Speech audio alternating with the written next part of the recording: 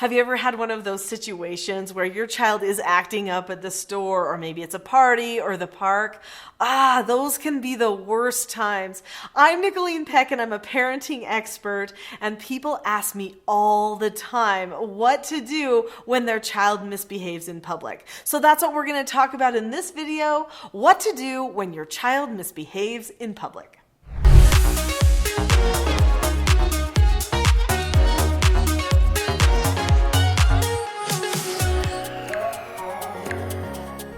Oftentimes, when we are going to have a new experience with our children, we'll prepare them ahead of time. Like, we're going to this new place we've never been before. This is what we're going to do. I remember when I was a child walking into amusement parks with my family, and the first thing out of my parents' mouths was, okay, this is what we're going to do at the amusement park. We're going to all stay together. If anybody gets lost, this is the location where we come to. So my parents at this time were pre-teaching us for the situation. Well, pre-teaching is a vital part of preparing children not to misbehave in public.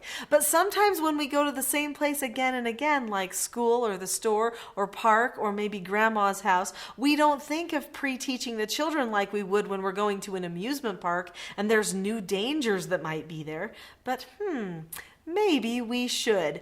In this video, we're going to be talking about how to properly prepare the children not to misbehave in public and some key things that you can do to defuse a situation if it happens. So how do you prepare your children for success when you're out in public? Well, the first thing you do is you teach them some skills of self-government. I mean, here you are on the Teaching Self-Government channel. Obviously, I've got to teach you some skills of self-government. So self-government is when a person learns to control themselves. And I've got a lot of other videos on this channel that will teach you even more things about self-government. But one thing that we do when we teach someone self-government is we teach them skills that they can have to hold on to. So some of the skills that we're going to teach our children are what we call the 4 basic skills. These children's books each teach one of the 4 basic skills. This one teaches following instructions, accepting no answers, accepting consequences, and disagreeing appropriately. When children learn those skills ahead of time, that makes any time in public so much easier. So let's say your child knows how to accept a no answer. There are 4 steps to accepting a no answer. You look at the person, keep a calm face, voice, and body, say okay or ask to disagree appropriately, and then you drop the subject. So let's say you tell a child, okay, it's a no answer to jump on grandma's couch. That means they have to look at the situation. First, they look at you. They keep a calm face, voice, and body. They say, okay, or they might disagree appropriately, but that's probably not going to serve them very well. They just need to say okay about it. And then they drop the subject, meaning they don't think about jumping on the couch anymore. And if you have to come and tell them at the party to stop jumping on the couch because they didn't remember, well, ahead of time you would have told them what the negative consequences would be if you need to do a correction because they didn't accept that no answer. So, what type of consequences would you use in the situation?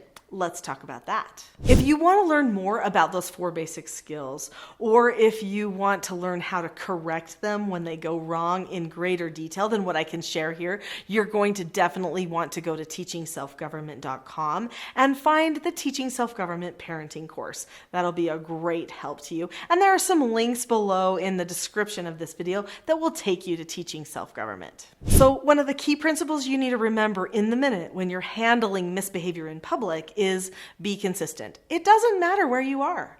It doesn't matter who's there. You do the same thing that you would do at home. Now, if you're biting your fingers wondering, well, wait, what I do at home is not a good thing, let me tell you what I do at home and what I do in public. I've had multiple situations where I have been at schools, at churches, at stores, in all kinds of venues where I've been doing parenting with some of my foster children who were troubled teens, had some pretty severe behaviors, and with my own children. And people come up to me and they say, I don't know what I just saw, but that was incredible. Or they'll say, you did not just do that. How did you do that?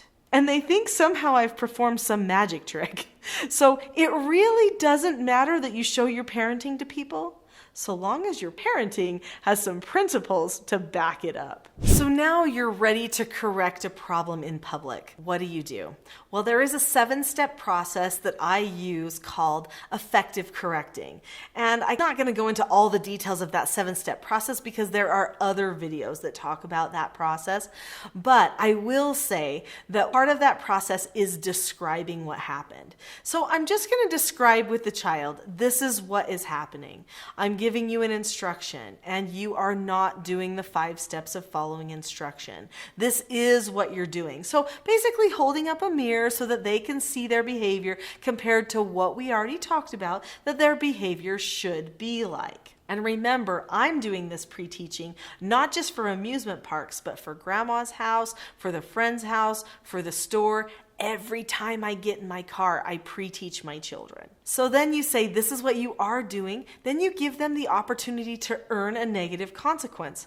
Well, what kind of a negative consequence, people want to know, can you do when you're out and about? Well, there's lots of things. In our family, we usually use extra chores for a negative consequence. And you can do extra chores even when you're at an amusement park or grandma's house. Maybe grandma needs a garbage taken out. Maybe there is some trash around that can be picked up. Maybe somebody can carry the groceries to the car when normally they wouldn't, or something like that. You can find things to do for that negative consequence so that they can learn cause and effect. And one of the most important things is be sure to practice stuff the right way so that this situation doesn't happen again in the future. Some key tips for you are make sure you do not get emotional. Don't take it personal and don't be embarrassed. Children are at a stage where they're learning. We need to accept that. We shouldn't expect that our children are perfect. If you expect your children to be perfect, then the moment they make a mistake, you might blow a fuse because you have already decided to take their behavior personally before they even chose what their behavior was. Don't sabotage yourself or them. It's super important that you stay calm. If you need help staying calm, there is a free Calm Parenting Toolkit that is on my website, and there's a link to it below this video. If you go to the Calm Parenting Toolkit, you can find it for free, and it will probably benefit you a ton. If you found it useful to talk about how to handle misbehaviors in public, I think you're gonna really enjoy the next video, which is what does self-government mean as a child? So how do the children process it? What types of principles and skills do they need?